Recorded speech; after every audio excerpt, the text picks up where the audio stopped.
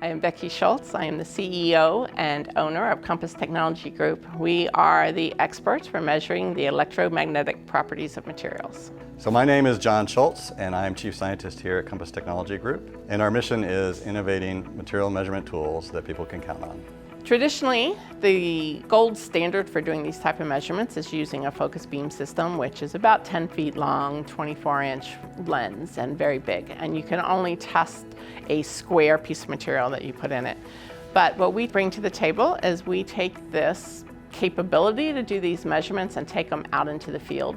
One of the things that makes our company unique is that we understand the physics of microwaves and how they interact with materials. It's a strong need in the industry in terms of automobiles or telecommunications or aerospace, and we have lots of customers who need to have microwave communication work, but they don't have a lot of time to spend on how to make it work. And we provide not only measurement services and devices, but also measurement expertise that very few people have. We have grown to about 30 people right now. We have materials engineers, electrical engineers who design the systems.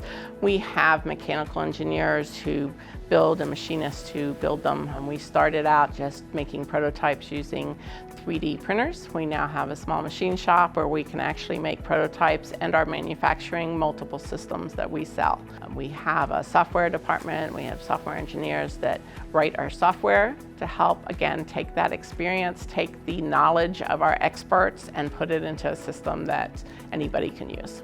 So as a company, Compass has sort of three main thrusts. One of those is doing contract measurements. The second thing that we do is we develop new devices. And then the third thing that we do is we have products. So companies can either come to us to do their measurements, or if they want to do the measurements themselves, they can buy equipment from us and we'll support that.